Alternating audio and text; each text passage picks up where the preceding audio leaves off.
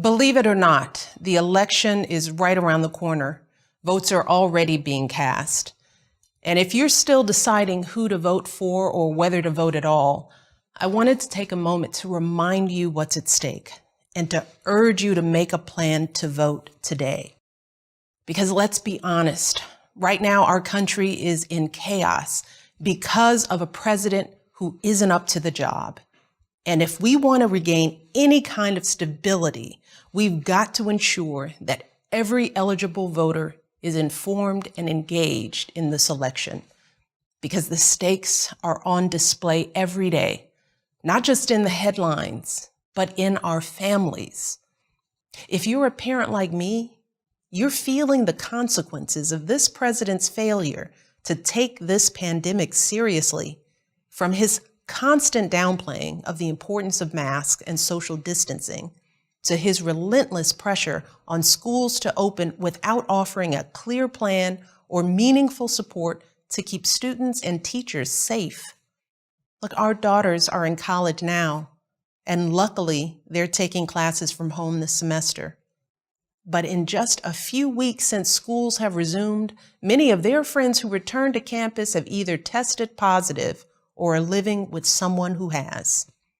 Yes, it's anecdotal, of course, and everybody wants their kids back in school as soon as it's safe. But as a mom, it is frightening thinking about all these young people who were just our babies yesterday, quarantined alone in dorms or apartments with little or no support as the disease continues to spread, unable to come home if their symptoms get worse.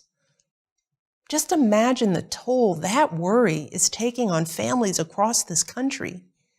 Yes, thankfully, there's some relief in knowing that most cases in young people are mild.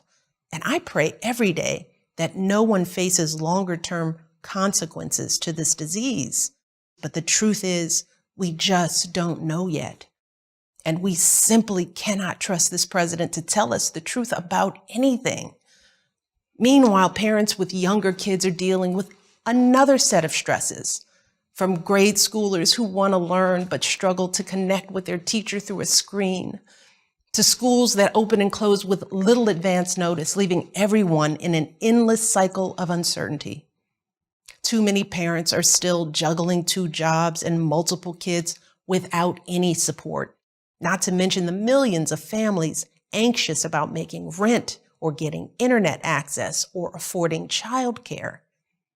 It's painful to think that months into this crisis, this is still where we are, with no clear plan, no peace of mind. And the worst part is, it didn't have to be like this. Look around the world. So many other countries aren't experiencing this level of extended suffering and uncertainty. These countries were hit by the same virus as we were. They had the same kind of resources to contain it as we did.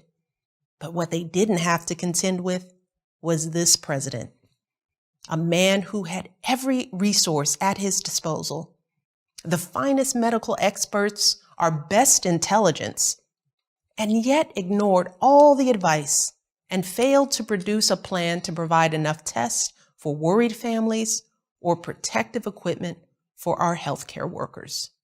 A man who